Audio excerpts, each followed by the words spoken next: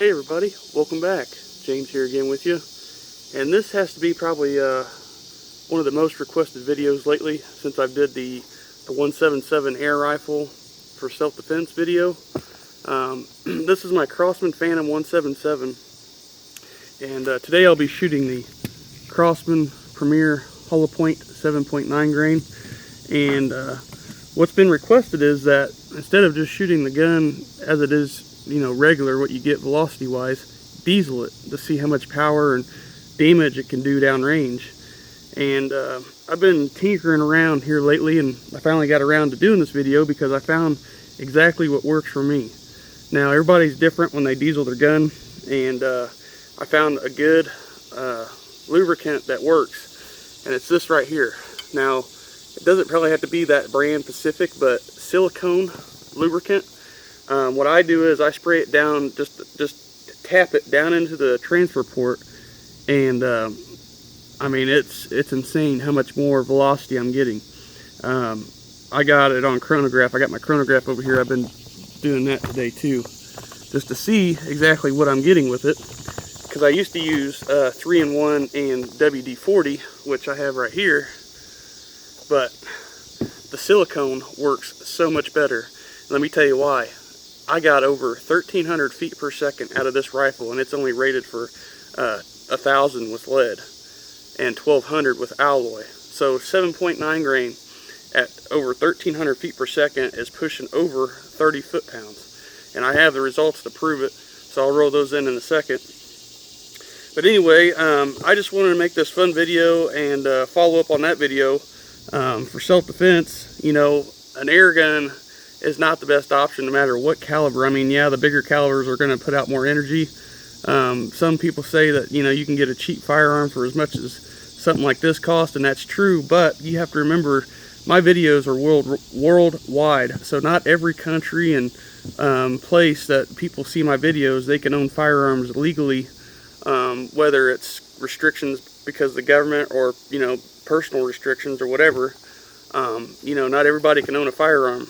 And that's just how it is. USA, parts of the country, most of the country, you can have a firearm. There's certain communist states, I'm not going to say, but anyway, there's restrictions everywhere, and some people can have firearms and some people can't, and so I just want to hit that real quick. But anyway, I don't want to talk too much this video. I want to have fun and show you how much destructive damage this 177 caliber can do. I mean, just a 177 7.9 grain pellet, and man, is it crazy. So I got a couple cameras downrange. I'm going to shoot at a couple targets just for fun, and just to show you that I've done videos in the past showing these guns are deadly if they're mishandled, and careless is at play.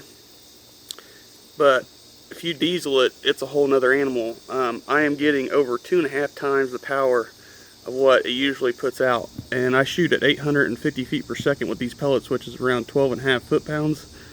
I'm getting over 30 foot-pounds, and that's pushing like into the 25 caliber PCP range.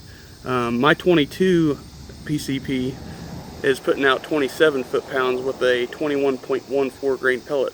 So anyway, enough of me talking, let's get to shooting. So let me show you the results downrange.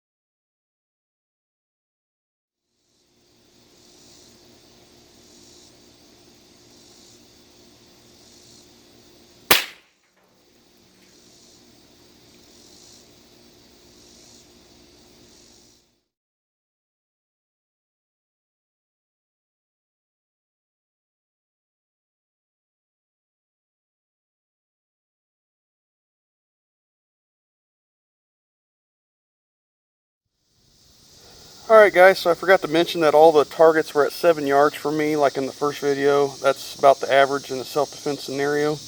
But I just wanted to have fun in this video and shoot something different. So here is a tomato that I shot twice. I mean, it just blew, as you can see in the video, it just blew the top off of it. I mean, it's just gone, demolished. I'm sure if I hit it a little lower, it would have been shredded into a million pieces. The next target we have here is the watermelon. This is just a small watermelon that I got. So I'm going to open this up with my pocket knife, and you can see that split.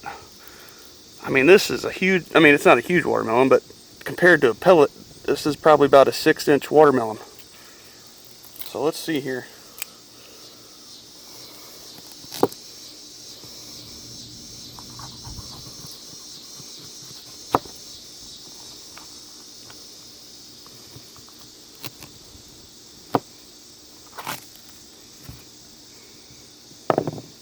Jeez. Look at that cavity. I mean, I know this is all water, but you have to remember water is pretty close to human flesh since we're made up about 60%, 70% water. That wound cavity is probably one of the biggest wound cavities I've ever seen out of a pellet. Holy crap, guys. Jeez. Here's a, let me get close up in there. Check that out. The other side's the same way, because that's the entry hole. It didn't exit, so it's got to be in here somewhere. I'll find it later. Okay. The third target here is the coconut. Now I'm not going to cut this open, because I mean, it didn't go through anyway, so it wouldn't matter. But check it out. That hole right there is about the size of a 22. It's a pretty big hole. And it goes all the way through the other side, and I think the pellet stuck through the other side. It didn't completely go through, so all the way through one side of a coconut and got stuck on the other side on the way out. Here's how much penetration it had. There you go, guys, about 3 inches of penetration through a coconut, almost through the other side. Moving on down, the last target here, Play-Doh. Blew the top off of it. Now, you're probably thinking, well, why didn't you shoot gel? Well, here's the reason why. Ballistic gel is so expensive to make. For 1 gallon of ingredients to make it, it costs about $20. And Play-Doh I found to be 2 times more dense than 20% ballistics gel. So if you take Play-Doh and you divide that into the length that you want. So in the first video I made a 9-inch ballistic gel block. I cut that in half, so 4.5 inches of Play-Doh would be equivalent to 20% ballistics gel, and if you knock off 10% of that, which is about 1/2 inch, that equals to 4 inches. So 4 inches of this Play-Doh is equivalent to about 9 inches of 10% ballistics gel, like in the first video. And look at that entry hole. I mean, I know that doesn't justify it enough because ballistics gel shows the true channel travel, but that right there is almost 1.5 inches. That is nuts. So, again, just a fun video to make and just to show you the true power of a 177 pellet. Okay, so if you know, you still don't believe that a 177 caliber now, even though it's dieseled, is deadly, I don't know what to tell you, because I am super impressed. I thought shooting it at the regular velocity was pretty amazing. But man, when you add a little bit of silicone oil to the, or the silicone lubricant to the transfer port, like I said, 2.5 or about two times more powerful than what I was getting. And like I said, it's putting out over 30 foot-pounds of energy. That's insane. Now, I have to say, at close range, this would probably be alright, but at longer ranges, I could tell from shooting only 7 yards, it's not very accurate. That's why my pellets were all over the place. You're probably thinking, why didn't you hit it in the center? I tried, okay? So, anyways, I hope you enjoyed the video, and I just wanted to make a follow-up since, like I said, that, you know, everybody wanted me to do this video and requested it a lot in that video. So I figured, why not? So I hope you liked the video. As always, I truly appreciate you watching. So we'll see you on the next one, everybody. Thanks again.